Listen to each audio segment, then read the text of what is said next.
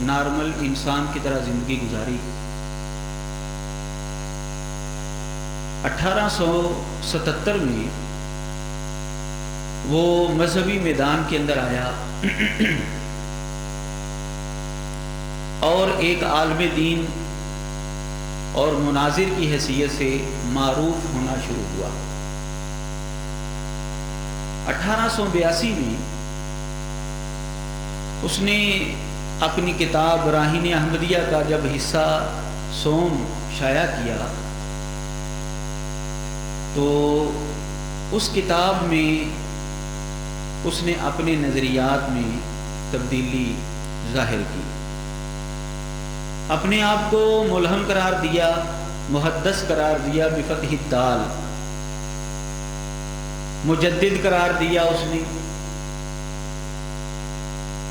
1891 میں جنوری میں مرزا قادیانی نے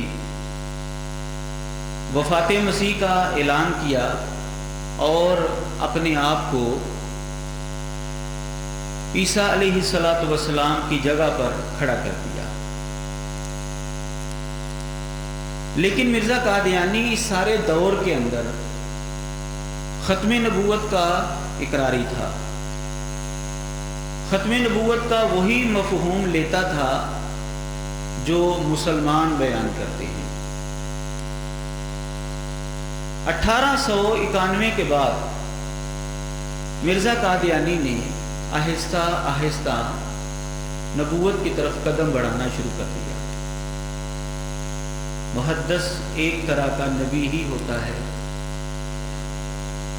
یہ توجیہ کرنا شروع کر دی، امتی نبی ہونے کا اعلان کرنا شروع کر دیا، ذلی نبی، بروزی نبی، ناقص نبی، یعنی نبی کا نام اپنے ساتھ کسی نہ کسی انداز سے اس نے بولنا شروع کر دیا۔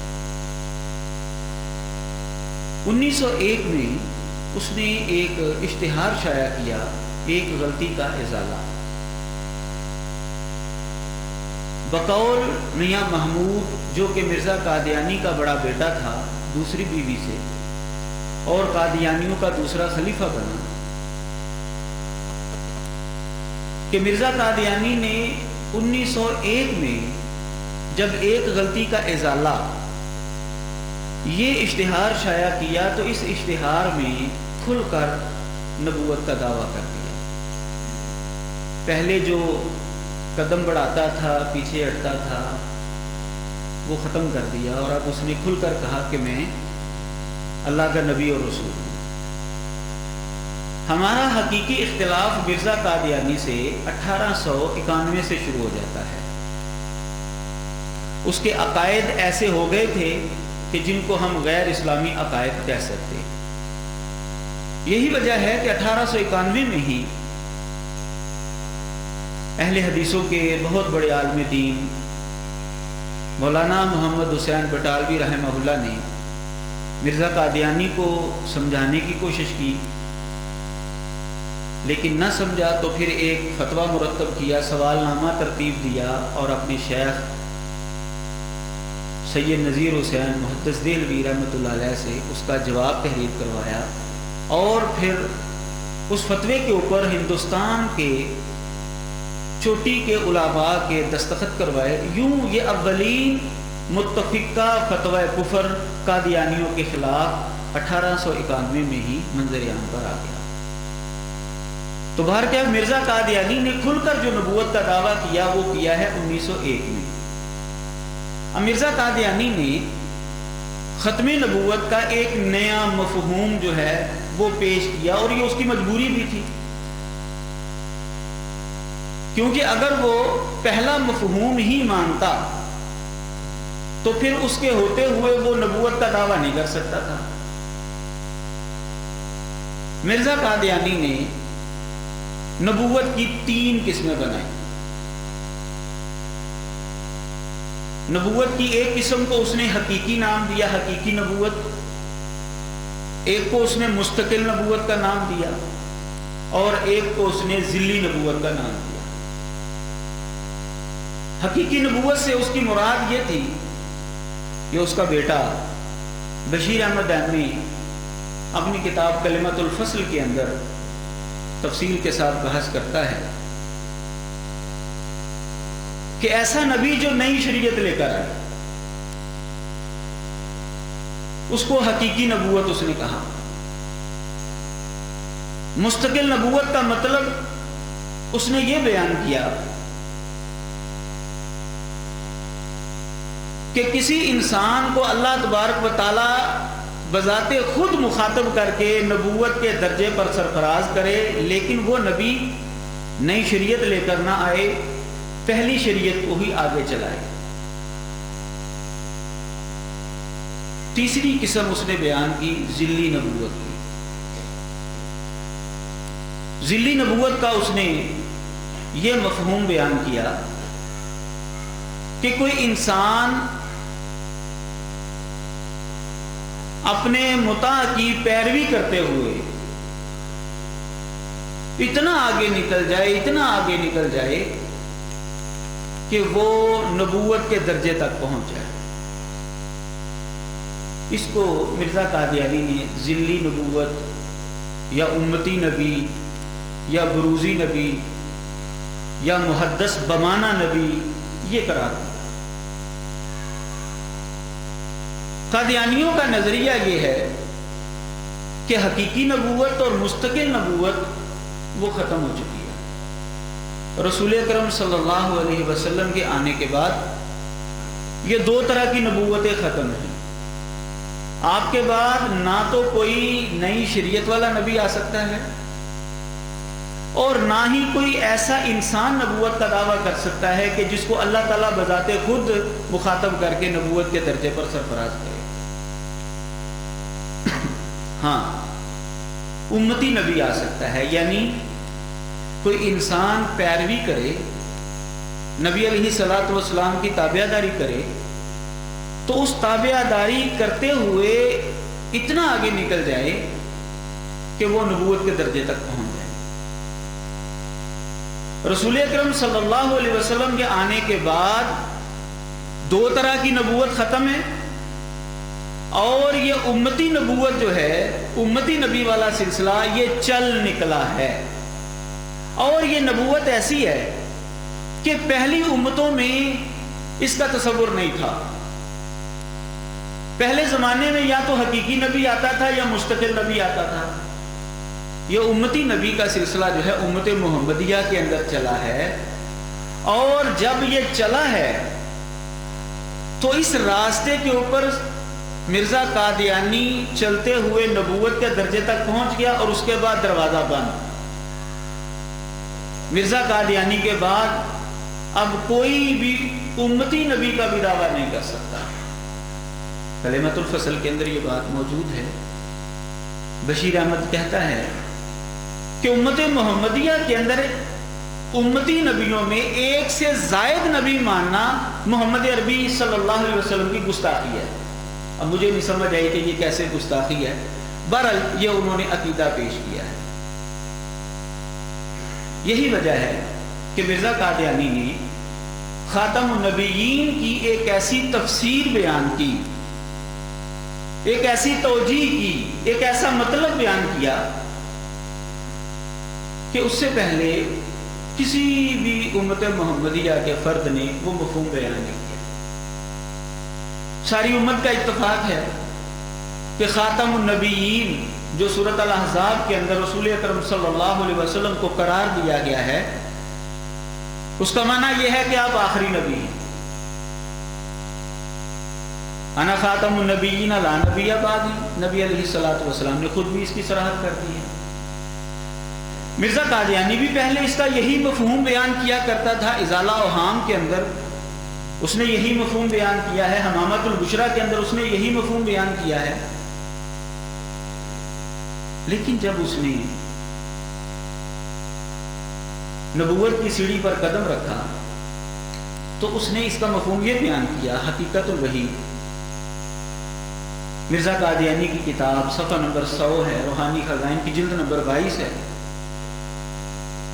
کہتا ہے کہ اللہ تبارک و تعالیٰ نے رسول اکرم صلی اللہ علیہ وسلم کو خاتم النبیین قرار دیا ہے، یعنی افاضہ کمال کے لیے مہر آپ کو دے دی ہے۔ اب آپ کی پیروی سے جو ہے وہ لوگ نبی بن سکتے ہیں، آپ کی توجہ روحانی نبی تراش ہے، آپ کی پیروی سے نبوت مل سکتی ہے۔ آپ اب جس کے اوپر مہر لگائیں گے وہ نبی بن سکتا ہے۔ یعنی مرزا قادیانی نے خاتم النبیین کا مفہوم بالکل برعکس بیان کیا جو کہ مسلمانوں کا تھا۔ مسلمان کہتے تھے اس کا مطلب یہ ہے کہ آپ آخری نبی ہیں، آپ کے بعد کوئی نیا نبی نہیں آئے گا۔ مرزا قادیانی نے اسی لفظ کا، اسی جملے کا یہ مفہوم بیان کیا کہ آپ کے بعد اب نبی آ سکتے ہیں، بالکل اس کے برعکس جو ہے وہ مفہوم بیان کر دیا۔ اب یہ مفہوم مرزا قادیانی کا خود ساختہ ہے، نہ تو یہ قرآن مجید کے اندر ہے، نہ احادیث مبارکہ کے اندر ہے، اور نہ ہی صحابہ کے اقوال کے اندر موجود ہے، نہ ہی امت کے اندر کسی نے یہ بیان کیا ہے کہ آپ کی پیروی کرنے سے خاتم النبیین کا یہ معنی ہے کہ آپ کی پیروی سے نبوت مل سکتی ہے۔ یہ مرزا قادیانی کی اختراع ہے۔ جب ہم نے قادیانیوں کا عقیدہ اور نظریہ سمجھ لیا تو اب ہم آتے ہیں اس بات کی طرف کہ رسول اکرم صلی اللہ علیہ وسلم خاتم النبیین ہیں۔ کیوں ہیں اور کیسے ہیں؟ یہ سوال ہے، قادیانیوں کی طرف سے یہ سوال اٹھتا ہے کہ تم مسلمان نبی علیہ الصلوۃ والسلام کو آخری نبی کہتے ہو، آخری نبی کہتے ہو، آخر میں آنا یہ کوئی فضیلت ہے؟ آخر میں آنا تو کوئی فضیلت نہیں۔ کسی آدمی کے گھر میں 10 بچے پیدا ہو تو جو آخر میں بچہ پیدا ہوگا تو کیا وہ سب سے افضل ہوگا؟ اب عام مسلمان بیچارہ جو ہے وہ پریشان ہو جائے، یار یہ بات تو ٹھیک کر رہا ہے، یہ آخر میں آنا تو کوئی فضیلت نہیں ہے۔ لیکن جب ہم خاتم النبیین کا مفہوم سمجھیں گے، اس کا مطلب سمجھیں گے تو ہمیں پتہ چلے گا کہ واقعی رسول اکرم صلی اللہ علیہ وسلم کا آخر میں آنا یہ ایک فضیلت ہے۔ اس کے لیے میں مختلف انداز سے آپ کے سامنے چند باتیں رکھتا ہوں۔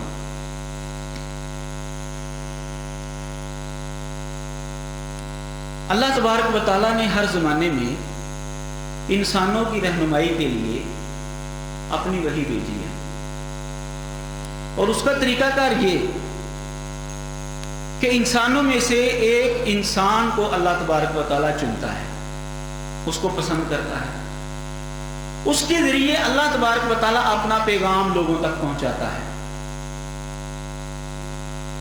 لیکن مرور زمانہ کے ساتھ اس پیغام کے اندر، اس وحی کے اندر تبدیلی رونما ہو جاتی تھی،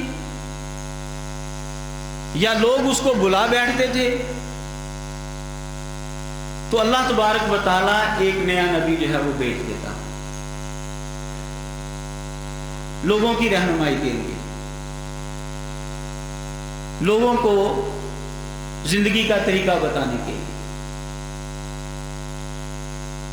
تو یہ سلسلہ اللہ تبارک و تعالیٰ نے اس لیے چلایا تھا کہ اللہ کا پیغام لوگ یا تو بلا بیٹھتے تھے، اس کو پھینک دیتے تھے پسے پشت، یا اس کے اندر تبدیلی کر دیتے تھے، ملاوٹ کر دیتے تھے، آمیزش کر دیتے تھے۔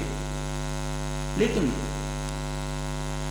اللہ تبارک و تعالیٰ نے جب یہ سلسلہ محمد عربی صلی اللہ علیہ وسلم تک پہنچایا تو آپ کے ذریعے انسانوں کو ایک ایسا پیغام دیا کہ جو مکمل تھا۔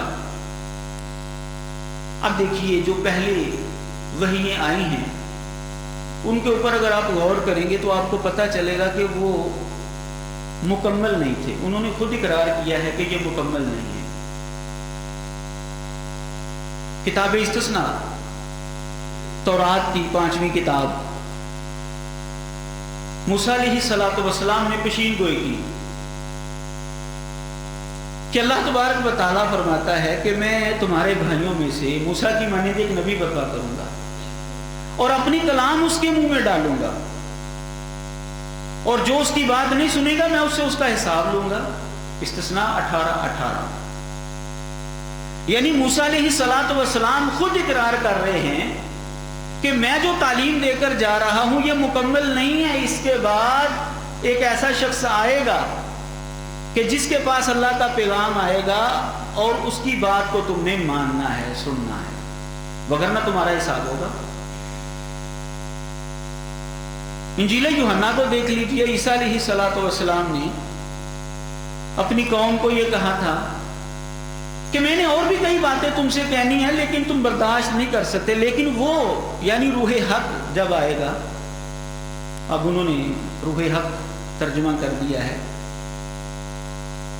تو باہر کا یہ بھی ایک علمی ڈیبیٹ ہے کہ اس سے مراد کیا ہے۔ وہ روح کا لفظ بول کر جو ہے وہ روح القدس مراد لے رہے ہیں، عیسائیوں نے اس کے اندر جو تبدیلی کی ہے، لیکن اصل جو ہمارے موضوع کے متعلقہ بات ہے کہ عیسیٰ علیہ السلام نے فرمایا تھا کہ لیکن جب وہ روح حق آئے گا تو تم کو ساری راہ بتائے گا، وہ اپنی نہ کہے گا، جو سنے گا وہی کہے گا۔ یعنی عیسیٰ علیہ السلام بھی بذات خود کہہ رہے ہیں کہ میں جو تم کو تعلیم دے کر جا رہا ہوں یہ مکمل نہیں ہے۔ یہی وجہ تھی کہ یہ انبیاء کا سلسلہ جو ہے وہ چلتا رہا، آتے رہے نبی دنیا تک اللہ کا پیغام پہنچانے کے لیے، لیکن جب اللہ تبارک و تعالیٰ نے محمد عربی صلی اللہ علیہ وسلم کو بھیجا تو ان کے ذریعے ایک ایسا پیغام دنیا تک پہنچا دیا جو مکمل، الیوم اکملت لکم دینکم واتممت علیکم نعمتی ورضیت لکم الاسلام دینا۔ وہ پیغام مکمل، اب اس پیغام کے اندر تبدیلی بھی نہیں ہو سکتی، اس کے اندر کوئی آمیزش بھی نہیں کر سکتا۔ لا یأتیہ الباطل من بین یدیہ ولا من خلفہ تنزیل من حکیم حمید۔ اس وحی کے اندر کوئی تبدیلی بھی نہیں کر سکتا، اس وحی کی حفاظت کا ذمہ اللہ نے خود لے لیا۔ انا نحن نزلنا الذکر وانا لہ لحافظون۔ اور وہ وحی انسانوں کے دکھوں کا مداوع بھی ہے، شفاء لما فی الصدور، اور پھر وہ وحی ساری دنیا کے لیے ہے، ھدی للعالمین۔ تو جب اللہ تبارک و تعالیٰ نے ایسی وحی بھیج دی کہ جو مکمل ہے، اس کے اندر تبدیلی نہیں ہو سکتی، اس کی حفاظت کا ذمہ اللہ نے خود لے لیا، دنیا کے دکھوں کا مداوع بھی ہے، اور ساری دنیا کے لیے وہ وحی ہے، تو پھر اس وحی کو لانے والا جو پیغمبر ہے اس پیغمبر کی بھی خود بخود یہی صفات ہو گئی۔ وَمَا أَرْسَلْنَاكَ إِلَّا كَافَةً لِلنَّاسِ بَشِيرًا وَنَذِيرًا۔ اور اس نبی کی تعلیم جو ہے وہ تا قیامت، وَآخَرِينَ مِنْهُمْ لَمَّا يَلْحَقُوا بِهِمْ، کہ وہ نبی اپنے زمانے کے لوگوں کے لیے بھی نبی ہے اور بعد کی آنے والی نسلوں کے لیے بھی وہ نبی ہے۔ تو جب اللہ تبارک و تعالیٰ نے اپنا پیغام مکمل صورت میں محمد عربی صلی اللہ علیہ وسلم کے ذریعے انسانوں کو دے دیا تو پھر نبی کی ضرورت ہی ختم ہو گئی۔ وہ پیغام بعینہ ہی قیامت تک رہے گا، اس پیغام کے اندر کوئی آمیزش کر نہیں سکتا۔ تو لا محالہ اس کا نتیجہ یہ ہے کہ رسول اکرم صلی اللہ علیہ وسلم کے بعد پھر کسی نئے نبی کی ضرورت ہی باقی نہیں ہے۔ اس اعتبار سے آپ خاتم النبیین ہیں۔ دوسرے انداز سے ہم اگر اس کو سمجھیں وہ ایسے کہ اللہ تبارک و تعالیٰ نے انسان کو بااختیار پیدا کیا ہے، لیکن اگر انسان کے اختیارات کے اوپر حدود اور قیود نہ لگائی جائیں گی تو زمین کے اندر فساد برپا ہو جائے گا۔ تو اللہ تبارک و تعالیٰ نے اپنی وحی کے ذریعے انسان کے اوپر حدود اور قیود لگائی ہیں تاکہ دنیا کا توازن جو ہے وہ برقرار رہے۔ اب اللہ تبارک و تعالیٰ نے جتنی بھی حدود و قیود لگانی تھی انسان کے اختیارات کے اوپر، وہ ساری محمد عربی صلی اللہ علیہ وسلم کے ذریعے جو پیغام بھیجا دنیا تک اس میں لگا دی۔ اب اگر کوئی انسان چاہتا ہے کہ میں بالکل اللہ تبارک و تعالیٰ کے سچے اور کھڑے پیغام کے مطابق زندگی گزاروں تو وہ قرآن و سنت کے مطابق گزار سکتا ہے۔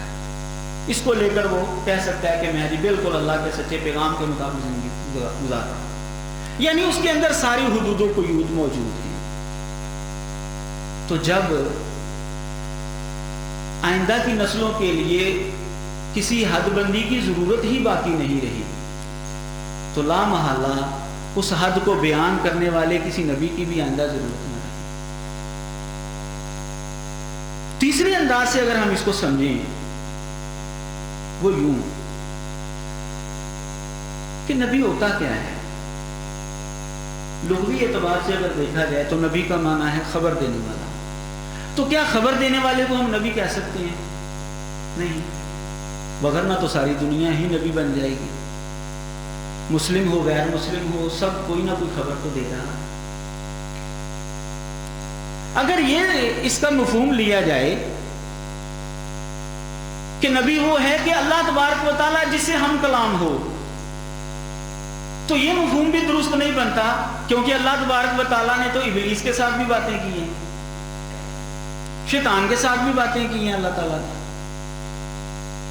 اگر اس کا یہ مفہوم لیا جائے کہ نبی وہ ہے جس کو سچے خواب آئیں، تو سچے خواب تو غیر مسلموں کو بھی آ جاتے ہیں، برے لوگوں کو بھی آ جاتے ہیں۔ اور اگر یہ مفہوم لیا جائے کہ نبی وہ ہے جس کی طرف وحی ہو، تو قرآن مجید سے پتہ چلتا ہے وحی تو شہد کی مکھی کو بھی آتی ہے۔ موسیٰ علیہ السلام کی والدہ کی طرف وحی کی گئی، حواریوں کی طرف وحی کی گئی۔ اگر یہ مفہوموں کے الہام جس کو ہو وہ نبی ہوتا ہے، پھر تو ہر انسان ہی نبی ہے۔ فَأَلْهَمَهَا فُجُورَهَا وَتَقْوَاهَا۔ اس کا مطلب یہ ہے کہ نبی کوئی خاص چیز ہے، وہ کوئی خاص انسان ہوتا ہے، خاص کوئی ہوتا ہے۔ تو جب ہم قرآن مجید کو دیکھتے ہیں، انبیاء علیہ السلام کی سیرت کو دیکھتے ہیں، تو پتہ چلتا ہے کہ نبی وہ ہے کہ جو اللہ تبارک و تعالیٰ کی طرف سے انسانوں کے لیے نجات کا پیغام لے کر آئے اور اس کے اوپر عمل کر کے بھی دکھائے۔ اللہ تبارک و تعالیٰ خود اس کو چنے انسانوں کی نجات کا پیغام پہنچانے کے لیے، اور وہ خود اس کے اوپر عمل کر کے بھی دکھائے۔ یہ نبی کی ڈیفینیشن بنتی ہے، یعنی نبی کے ذریعے انسانوں تک اللہ تبارک و تعالیٰ ان کی نجات کا پیغام پہنچاتا ہے۔ اب یہ نجات کا پیغام جو ہے اللہ تبارک و تعالیٰ نے قرآن مجید کی صورت میں، احادیث مبارکہ کی صورت میں، نبی علیہ الصلوۃ والسلام کی سنت آپ کے طریقے کی صورت میں جو ہے وہ دنیا تک دے دیا ہے، پہنچا دیا ہے اور اس کو مکمل کر دیا ہے۔ اب جب فوز و فلاح کے لیے کسی نئی وحی کی ضرورت ہی باقی نہیں رہی، کیونکہ رسول اکرم صلی اللہ علیہ وسلم پر آنے والی وحی مکمل ہے، اس کے اندر تبدیلی نہیں ہو سکتی، اس کی حفاظت کا ذمہ اللہ نے لے لیا ہے، دنیا کے دکھوں کا مداوع بھی ہے اور ساری دنیا کے لیے ہے۔ تو پھر اس کے بعد کسی نئے راستے کی، نئی وحی کی ضرورت ہی نہ رہی جس کے اندر فوز و فلاح کی باتیں ہوں۔ تو جب ضرورت نہیں رہی تو اس کا مطلب یہ ہے کہ پیغام لانے والے نبی کی بھی ضرورت نہ رہی۔ چوتھے انداز سے اگر ہم اس کو سمجھیں تو وہ کچھ یوں ہے قرآن مجید سے ہمیں پتہ چلتا ہے کہ امت محمدیہ کو اللہ تبارک و تعالیٰ نے خیر امت قرار دیا ہے. کنتم خیر امت، کیوں؟ بہترین امت کیوں کہا؟ آگے فرمایا اخرجت للناس، اس لیے کہ تمہیں لوگوں کے لیے نکالا گیا ہے، لوگوں تک اللہ کا پیغام پہنچانا ہے. اب امت محمدیہ کے ذمے اللہ تبارک و تعالیٰ نے جو کام لگایا ہے وہ کام ہے انبیاء والا. انما العلماء ورثۃ الانبیاء، علماء جو ہے وہ انبیاء کے وارث ہیں. اب اگر پہلی امتوں کی ہی طرح رسول اکرم صلی اللہ علیہ وسلم کے بعد بھی نبوت کا سلسلہ جاری رہتا تو پھر امت محمدیہ کو خیر امت کہنے کا کوئی مقصد نہیں تھا. ان کے ذمے نبیوں والا کام لگانے کی کوئی ضرورت نہیں تھی کہ نبی نے تو آنا ہے، وہ اپنا کام کریں گے، تم اپنا کام کرو. امت محمدیہ کے اوپر نبیوں والی ذمہ داری کیوں ڈالی گئی ہے؟ وجہ یہ ہے کہ رسول اکرم صلی اللہ علیہ وسلم کے بعد کوئی نیا نبی نہیں آئے گا. یہی وجہ ہے کہ رسول اکرم صلی اللہ علیہ وسلم نے فرمایا، صحیح بخاری اور دیگر حدیث کی کتابوں کے اندر یہ حدیث موجود ہے، کانت بنو اسرائیل تسوسهم الانبیاء کلما ہلاک نبی خلفہ نبی، کہ بنی اسرائیل کی نگہداشت انبیاء کیا کرتے تھے، جب ایک نبی فوت ہو جاتا تو اس کے بعد اور آ جاتا تھا. لیکن میرے بعد نبی نہیں ہے، میرے بعد خلفاء ہوں گے. اب رسول اکرم صلی اللہ علیہ وسلم نے یہ بات سمجھا دی کہ امت محمدیہ کو اللہ تبارک و تعالیٰ نے انبیاء والا فریضہ جو ہے وہ سونپا ہے. تو کیوں سونپا ہے؟ اس وجہ سے کہ آپ کے بعد کوئی نبی نہیں آئے گا. اگر آپ کے بعد کوئی سلسلہ جاری ہوتا تو امت محمدیہ کو نبیوں والا فریضہ سونپنے کی کوئی ضرورت نہیں تھی. اب یہی وجہ ہے کہ رسول اکرم صلی اللہ علیہ وسلم نے فرمایا ہے، سنن نبی داؤد کے اندر اور دیگر حدیث کی کتابوں کے اندر یہ روایت موجود ہے کہ اللہ تبارک و تعالی ہر صدی کے سر پر ایک مجدد بھیجے گا جو دین کی تجدید کرے گا، دین کو تازہ کرے گا. یہ مجدد کیوں آئیں گے امت محمدیہ کے اندر جو 100 سال کے بعد آ کر دین کو تازہ کریں گے؟ اس کی بھی وجہ یہی ہے کہ نبی علیہ الصلوۃ والسلام کے بعد سلسلہ نبوت ختم ہے. اب علماء اہل علم جو ہیں وہی رسول اکرم صلی اللہ علیہ وسلم کے پیغام کو آگے لے کر چلیں گے، دنیا تک جو ہے وہ آپ کا پیغام پہنچائیں گے. اسی وجہ سے اس امت کو خیر امت کہا گیا ہے.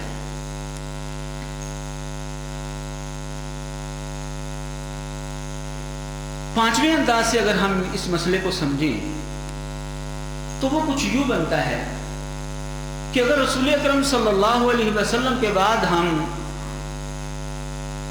نبوت کے سلسلے کو جاری سمجھیں تو امت محمدیہ کی وحدت جو ہے وہ پارا پارا ہو جاتی ہے. امت محمدیہ کو جو ایک فضیلت بخشی ہے سارے ادیان کے اوپر تو وہ ختم ہو جائے گی. کیوں؟ کہ جیسے ہی کوئی نبی آئے گا تو پہلی امت جو ہے وہ 2 حصوں کے اندر بٹ جائے گی. بعض اس کو مانیں گے، بعض اس کو نہیں مانیں گے.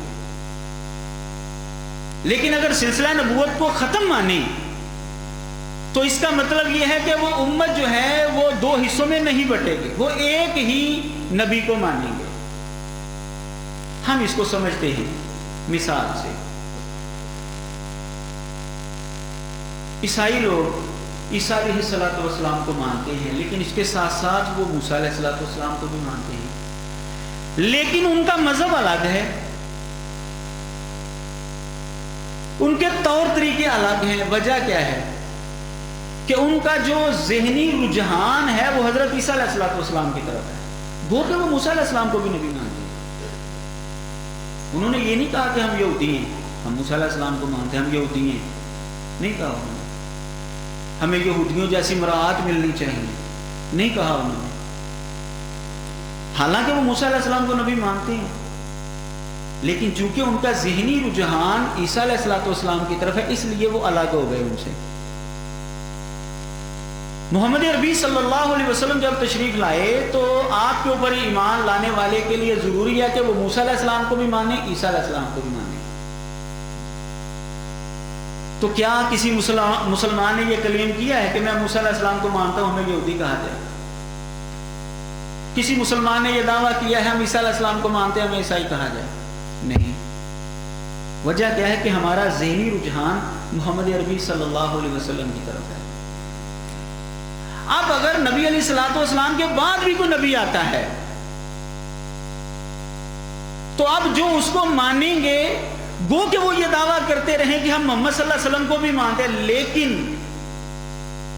وہ ایک الگ گروپ بن جائے گا، ایک الگ امت بن جائے گی، کیونکہ ان کا ذہنی رجحان بعد والے نبی کی طرف ہے۔ یہی وجہ ہے کہ جب بھی کوئی قادیانی ہوتا ہے تو اس کی دلی محبت مکے مدینے سے ہٹ کر جو ہے وہ قادیان کی طرف ہو جاتی ہے۔ نہرو نے اس لیے کہا تھا نا کہ ان کی سپورٹ کرو، کیونکہ جو بھی قادیانی ہوگا اس کی دلی محبت ہندوستان کی طرف ہو جائے گی، قادیان ہندوستان کی طرف ہو جائے گی۔ اس نے صحیح بات کہی تھی نہرو نے کہ جب کسی کو نبی مان لیا جائے تو پھر اس کی جائے پیدائش بھی مقدس ہو جاتی ہے، اس کے ساتھ تعلق رکھنے والی چیزیں بھی مقدس ہو جاتی ہیں۔ ہم مکے مدینے کو کیوں احترام دیتے ہیں؟ کہ ہمارے نبی کا اس کے ساتھ تعلق ہے۔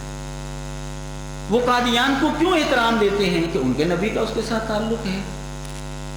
وہ کہ وہ یہ دعویٰ کرتے ہیں کہ ہم محمد صلی اللہ علیہ وسلم کو مانتے ہیں، لیکن ایک نیا نبی کھڑا کرنے کی وجہ سے امت محمدیہ کی وحدت جو ہے وہ ختم ہو گئی، پارا پارا ہو جائے۔ اس وجہ سے بھی رسول اکرم صلی اللہ علیہ وسلم کے بعد نبی نہیں آ سکتا کہ جو امت محمدیہ کو دیگر امتوں کے اوپر فضیلت ملی ہوئی ہے وہ ختم ہو کر رہ جائے۔ اب یہی وجہ ہے کہ آپ دیکھیں اسلام کے اندر بڑے فرقے جو ہیں وہ اٹھے ہیں، معتزلی ہیں، خارجی ہیں، جہمی ہیں، یہ وغیرہ وغیرہ کتنے فرقے اٹھے، لیکن کسی نے بھی نبوت کے اوپر ہاتھ نہیں ڈالا۔ وجہ کیا تھی؟ کہ ان کو پتا تھا کہ اگر ہم نے کسی کو نبی تسلیم کر لیا تو اسلام سے ہمیں کٹنا پڑے گا، الگ ہونا پڑے گا۔ حتیٰ کہ ایک ایسا فرقہ موجود ہے ہمارے معاشرے کے اندر کہ انہوں نے نظریہ امامت قائم کیا ہے اور اپنے اماموں کی ایسی صفات بیان کر دیا جو نبیوں کے اندر بھی نہیں ہے، نبیوں سے بھی اعلیٰ اور افضل، لیکن انہوں نے لفظ نبی استعمال نہیں کیا۔ وجہ کیا ہے؟ ان کو بھی پتا تھا کہ اگر لفظ نبی استعمال کر کہ انہوں نے اپنے امام کو نبیوں سے بڑھا دیا ہے، خدا کے برابر بلکہ اللہ سے بھی اوپر لے گئے ہیں، لیکن انہوں نے لفظ نبی استعمال نہیں کیا۔ ان کو پتا تھا کہ اگر لفظ نبی استعمال کیا تو ہمیں کٹنا پڑے گا امت محمدیہ سے۔ تو رسول اکرم صلی اللہ علیہ وسلم کے بعد اگر سلسلہ نبوت کو جاری تسلیم کیا جائے تو پھر امت محمدیہ کی وحدت جو ہے وہ پارا پارا ہو جاتی ہے۔ اگر ہم سلسلہ نبوت کو دیکھیں تو ہمیں پتہ چلتا ہے کہ چھٹے انداز سے اگر ہم بات کو سمجھیں تو سلسلہ نبوت کو اگر ہم دیکھیں تو ہمیں پتہ چلتا ہے کہ اللہ تبارک و تعالیٰ نے نبی کو بھیجا ہے شریعت دے کر، ایک شریعت لے کر آیا ہے نبی۔ بسا اوقات نبی کو بھیجا ہے اس کی مدد کے لیے، اس کی زندگی میں، اور بسا اوقات نبی کو بھیجا ہے پہلی شریعت کو منسوخ کرنے کے لیے، اور بسا اوقات نبی کو بھیجا ہے اللہ تبارک و تعالیٰ نے اس لیے کہ پہلی شریعت جو ہے وہ لوگوں نے بدل دی ہے، پہلا پیغام جو ہے انہوں نے چھوڑ دیا ہے، اس کے اندر تحریف کر دی ہے، تو پھر اللہ تبارک و تعالیٰ نے اس کو تازہ کرنے کے لیے نبی کو بھیج دیا۔ اب رسول اکرم صلی اللہ علیہ وسلم جو وحی لے کر آئے ہیں، آپ کے بعد نہ تو اس وحی کے اندر کوئی تبدیلی ہوگی کہ نبی کی ضرورت پڑے، نہ ہی آپ کے بعد یہ شریعت منسوخ ہوگی کہ نبی کی ضرورت پڑے، اور نہ ہی آپ کی زندگی میں کوئی ایسا نبی آیا ہے جو آپ کی مدد کرے۔ تو جب ان چیزوں کی ضرورت ہی باقی نہیں رہی جو نبی بھیجنے کی ضرورت ہے، تو پھر رسول اکرم صلی اللہ علیہ وسلم کے بعد نبی کیسے آ سکتا ہے؟ جب ہم نے یہ 6 انداز سے باتوں کو سمجھ لیا تو اب ہم قرآن مجید سے مزید دلائل کو دیکھتے ہیں۔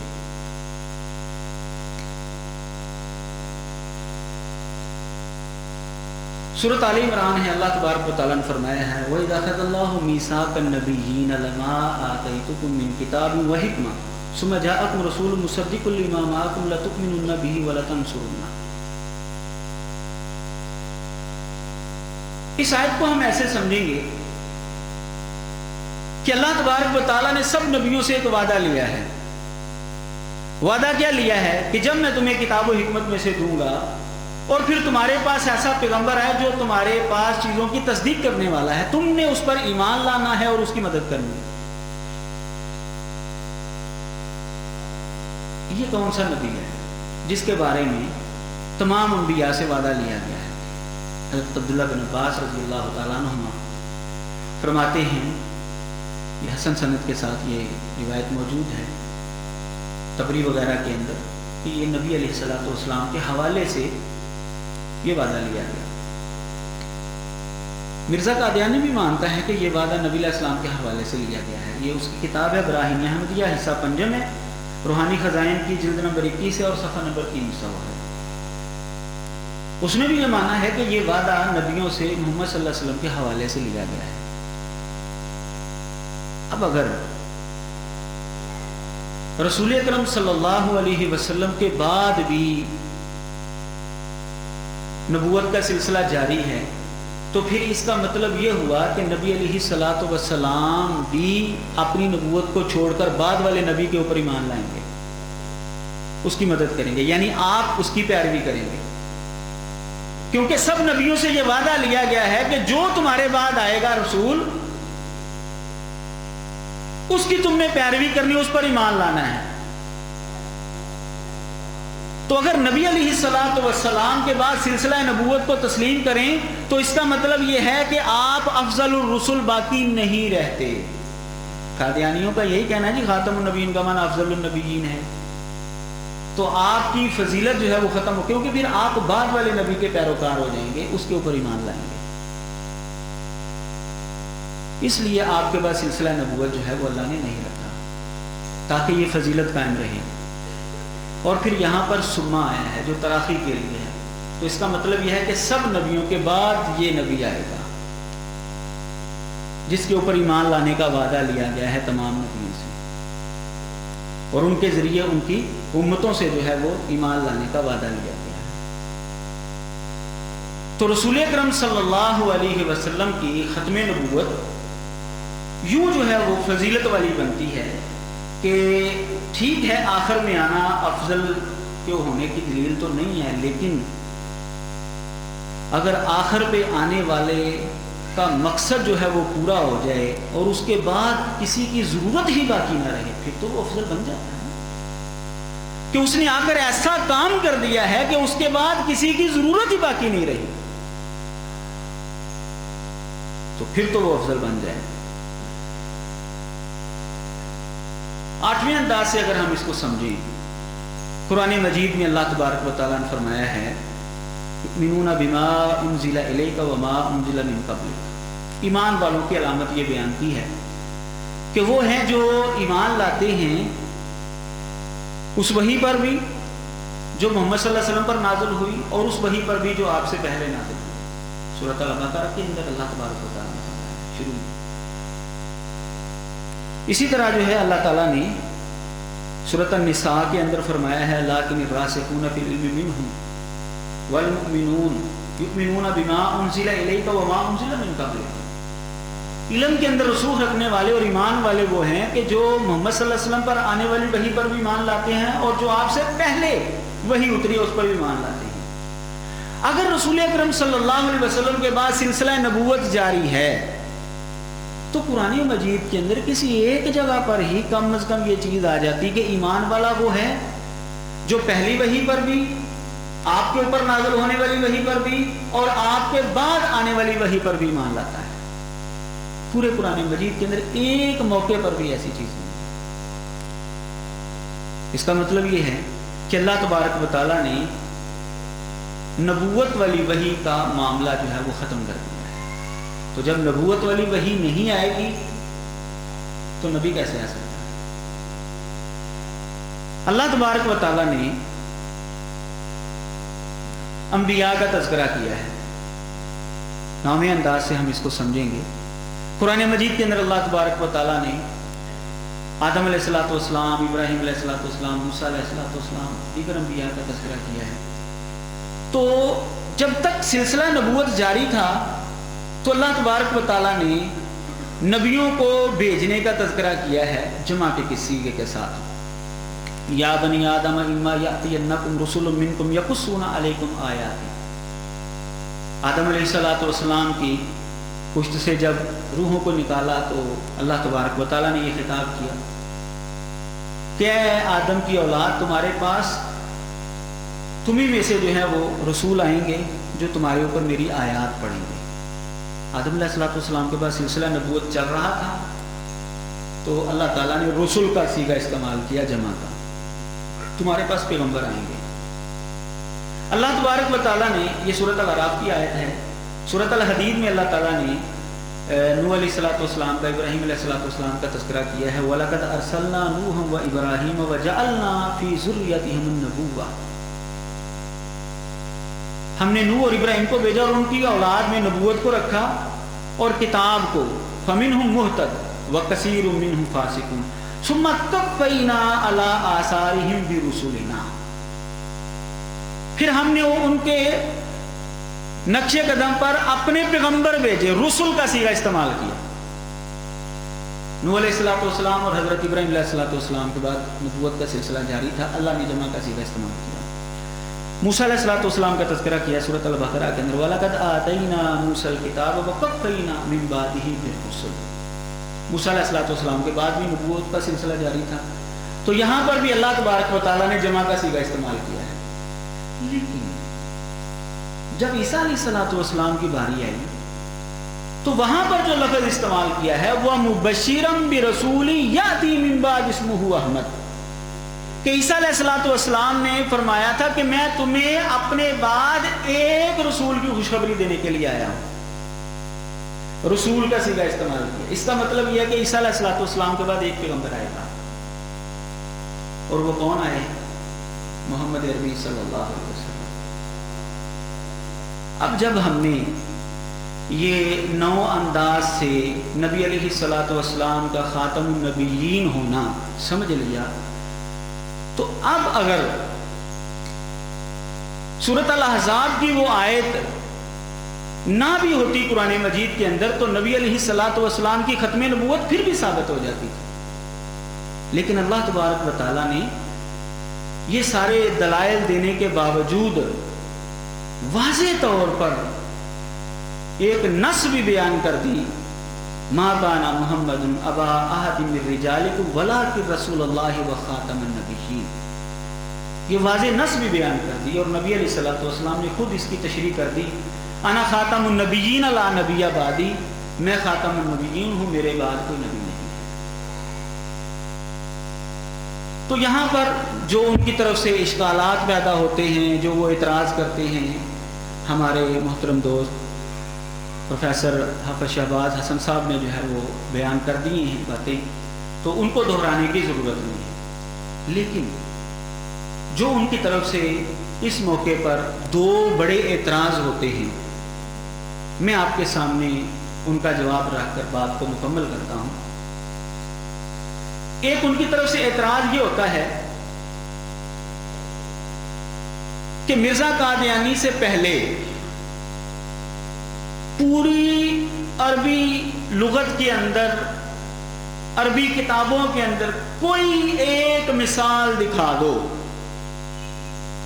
کہ لفظ خاتم جمع کی طرف مضاف ہو اور اس کا معنی آخری ہو. کوئی ایک مثال دکھا دو. یہ ان کی طرف سے ایک بہت بڑا چیلنج کیا جاتا ہے.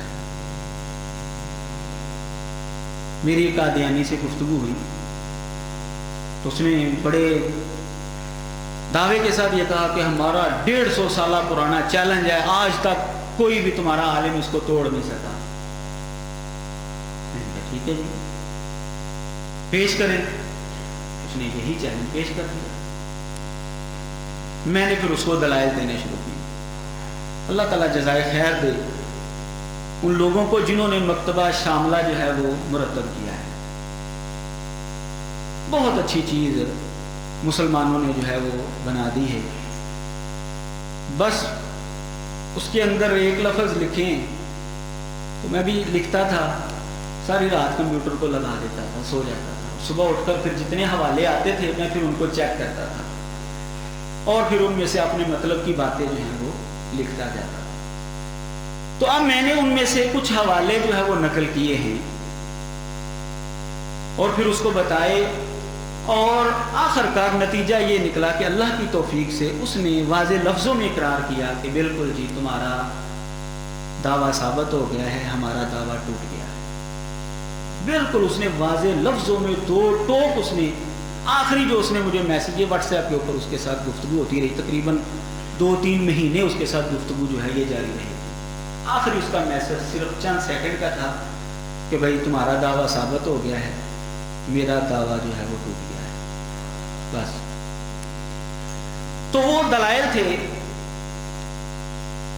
الابانہ صغریٰ کے اندر، یہ مرزا قادیانی سے صدیوں پہلے بزرگ ہوئے ہیں۔ خاتم الشرائع کا لفظ استعمال کیا گیا ہے، بصائر کے اندر بھی، روضۃ الواعظین کے اندر بھی، اور اسی طرح کفایۃ الاثر کے اندر بھی، مجموعۃ الرسائل، یہ ساری کتابیں ان علماء کی ہیں جو مرزا قادیانی سے صدیوں پہلے کے گزر چکے ہیں، تو مکتبہ شاملہ کے اندر موجود ہیں۔ یہاں پر لفظ استعمال کیا ہے خاتم الشرائع، کہ اسلام کو خاتم الشرائع کہا گیا۔ لفظ خاتم ہے، شرائع جمع ہے، اس کی طرف یہ مضاف ہے۔ اور ان سب علماء نے جو عربی دان تھے، عربی کے اندر کتابیں لکھی، تو انہوں نے ترجمہ کیا ہے آخری شریعت، بلکہ واضح لفظوں کے اندر بھی لکھا ہے انہوں نے وَأَنَّ شَرِيَّتَهُ خَاتَمُ الشَّرَائِعِ فَلَا شَرِيَّةَ بَعْدَهَا إِلَىٰ يَوْمِ الْقِيَامَةِ، کہ محمد صلی اللہ علیہ وسلم کی شریعت خاتم الشرائع ہے، آپ کے بعد قیامت تک کوئی شریعت نہیں۔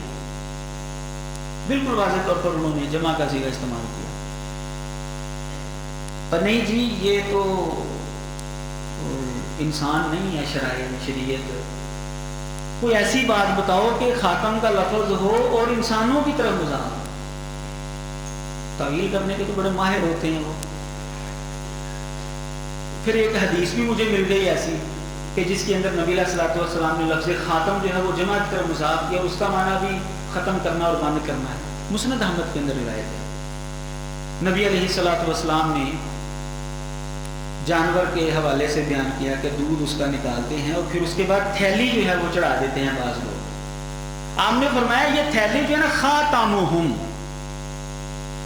یہ ان کا خاتم ہے، لہذا تھیلی چڑھنے کے بعد جو ہے وہ کوئی دودھ نہیں نکال سکتا وہاں سے، کیونکہ انہوں نے اس کو بند کر دیا ہے۔ یہ مسند احمد کے اندر روایت موجود ہے۔ اے نہیں جی یہ تو تھیلی کے متعلق بات ہے، آپ جو ہے وہ کسی انسان کے متعلق بتائیں کہ لفظ خاتم ہو اور جمع کی طرف مضاف ہو۔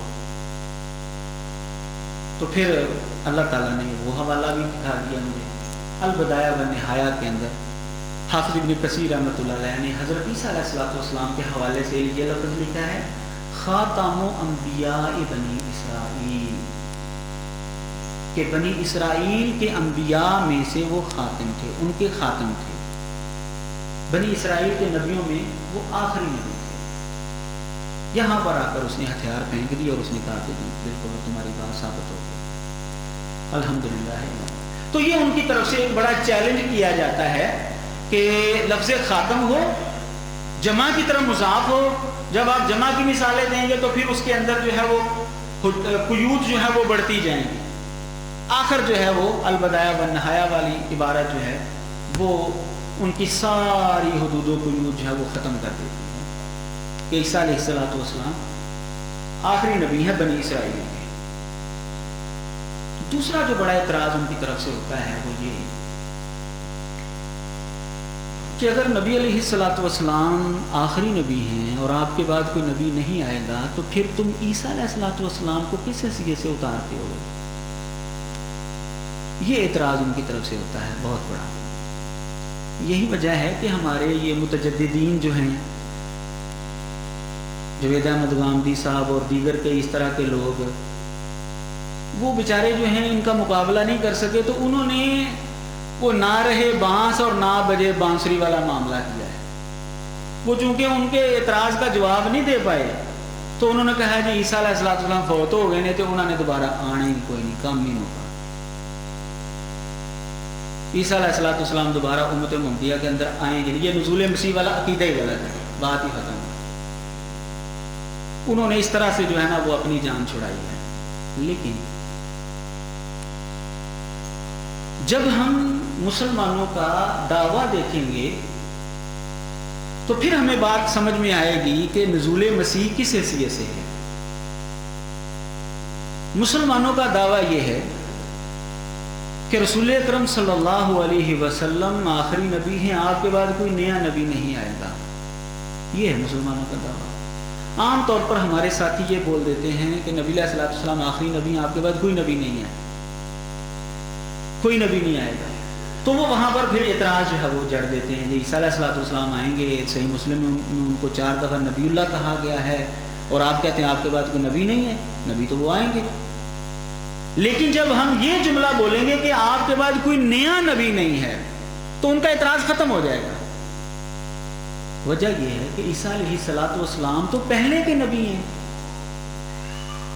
वो तो नए नबी तो नहीं ना होंगे, ना वो पैदा होंगे। कुरान मजीद फरमा रहा है कि मोहम्मद सल्लल्लाहु अलैहि वसल्लम ईसा अलैहिस्सलाम के बाद आए हैं। वह मुबश्शिरम बिरसूल याती मिन बाद इस्मुहु अहमद, मैं अपने बाद, ईसा अलैहिस्सलाम कह रहे हैं मैं अपने बाद एक नबी की खुशखबरी देने के लिए आया हूं जिसका नाम अहमद, यानी मोहम्मद सल्लल्लाहु अलैहि वसल्लम ईसा अलैहिस्सलाम के बाद आए हैं। तो इसका मतलब यह है कि ईसा अलैहिस्सलाम पहले के नबी हैं। तो अगर वो पहले के नबी हैं तो बाद में आ गए हैं, तो इससे नबी अलैहिस्सलाम का आखिरी होना कैसे खत्म हो गया भाई? सिर्फ ये हम कह सकते हैं कि ईसा अलैहिस्सलाम की उम्र ज्यादा है, क्या हो गया इसमें? ईसा अलैहिस्सलाम की उम्र ज्यादा है, इससे क्या फर्क पड़ जाएगा? अगर किसी के घर में 2 बच्चे हों, बड़ा जो है वो बाहर के मुल्क में कहीं गया हुआ है और बाद में जो छोटा है वो फौत हो जाए और बाहर के मुल्क वाला जो है वो वापस आ जाए और वो उसके बाद एक ज़िंदगी गुजारे, तो क्या उसके वालिदैन के घर में जो आखिरी बच्चा है वो बड़ा करार पाएगा या वो छोटा जो फौत हो चुका है? आखिरी बच्चा तो वही है जो फौत हो गया, क्योंकि वो आखिर में पैदा हुआ था। वो कि बड़ा जो है वो उम्र उसकी लंबी हो गई और लंबी हो गई है, क्या हो गया इसमें? हाँ, अगर उसके वालिदैन के घर में एक नया बच्चा पैदा हो जाए उस छोटे बच्चे के फौत होने के बाद, तो फिर समझा जाएगा कि अब आखिरी ये नहीं रहा, आखिरी वो है जो नया पैदा हो गया है। तो ईसा अलैहिस्सलाम का जो नुज़ूल है वो ये नहीं है कि वो पैदा होंगे नए सिरे से नबूवत का दावा करेंगे। वो पैदा हो चुके हैं नबी अलैहिस्सलाम के पहले के, वो पहले की उनको नबूवत मिल चुकी है। बल्कि कुरान मजीद की आयत जो सूरत आल इमरान की मैंने आपके सामने पढ़ी है, वो इज़ा अख़ज़ल्लाहु मीसाक़न नबिय्यीन, उससे पता चलता है अगर सारे नबी भी पिछले आ जाए ना तो नबी अलैहिस्सलाम फिर भी आखिरी ही रहेंगे, क्योंकि सुम्मा जाअकुम रसूल, नबी अलैहिस्सलाम ईसा अलैहिस्सलाम को छोड़े सारे नबी भी आ जाएं फिर भी नबी अलैहिस्सलाम आखिरी ही हैं, क्योंकि आप आए ही सबके आखिर में हैं। यहाँ पर फिर उनकी तरफ से एक सवाल ये हो जाता है कि अगर तुम किसी डॉक्टर के पास जाओ और तुम्हें कोई ऐसी बीमारी है कि वो कहता है अभी तुमने आज के बाद चावल नहीं खाने, तो क्या उसके जुमले का तुम ये मतलब ले सकते हो कि कल जो गुज़िश्ता कल के पके हुए हैं वो खा सकते हो और जो आइंदा जो पकने वाले हैं ना वो ना खाना? क्या उसके जुमले का ये मतलब तुम ले सकते हो? सारे कहेंगे नहीं यार, उसने अगर चावल बंद कर दिए तो इसका मतलब यह है कि कल गुज़िश्ता के भी पके हों वो भी नहीं खाने, आइंदा के पके हों वो भी नहीं खाने। तो कहता है जब आपने कह दिया कि मैं आखिरी नबी, मेरे बाद कोई नबी नहीं है, तो पुराना हो वो भी नहीं आ सकता, नया हो वो भी नहीं आ सकता। वो बेचारा बंदा परेशान हो जाता है। بالکل سادہ سا جواب ہے اس کا. بالکل بھائی ٹھیک ہے آپ کی بات. ڈاکٹر کے جملے کا یہی مطلب ہے کہ جب وہ کہہ دینا چاول نہیں کھانے تو ٹھیک ہے، پہلے گزشتہ کل کے بھی نہیں کھانے اور آئندہ بھی جو پکیں گے وہ بھی نہیں کھانے. لیکن اگر وہی ڈاکٹر یہ کہہ دے چل یار کل جڑے پکائے نہیں نہ گھر وہ کھا لیں کوئی گل نہیں، اگوں تو نہ کھائیں، پھر تو کھا سکتے کہ نہیں. اگر وہی ڈاکٹر یہ کہہ دے وہ جو گھر میں تم نے پکا لیے ہیں وہ کھا لینا، آئندہ سے نہ کھانا، پھر تو کھا سکتا ہے. تو نبی علیہ الصلوۃ والسلام نے خود بتا دیا ہے کہ میرے بعد کوئی نبی ہونے والا نہیں. لیسا قائم بعدی نبی، سنن ابن ماجہ کے اندر ہے، اس میں فاعل ہے، حدوث اور تجدد پایا جائے. میرے بعد کوئی نبی پیدا ہونے والا نہیں ہے. اور آپ نے خود بتا دیا کہ عیسیٰ علیہ الصلوۃ والسلام نزول فرمائیں گے. وہی ڈاکٹر کہہ رہا ہے بھائی رات کے پکے وہ کھا لو، کیا حرج ہے اس میں. اللہ تبارک و تعالی ہر ایک کو سمجھنے کی توفیق عطا فرمائے.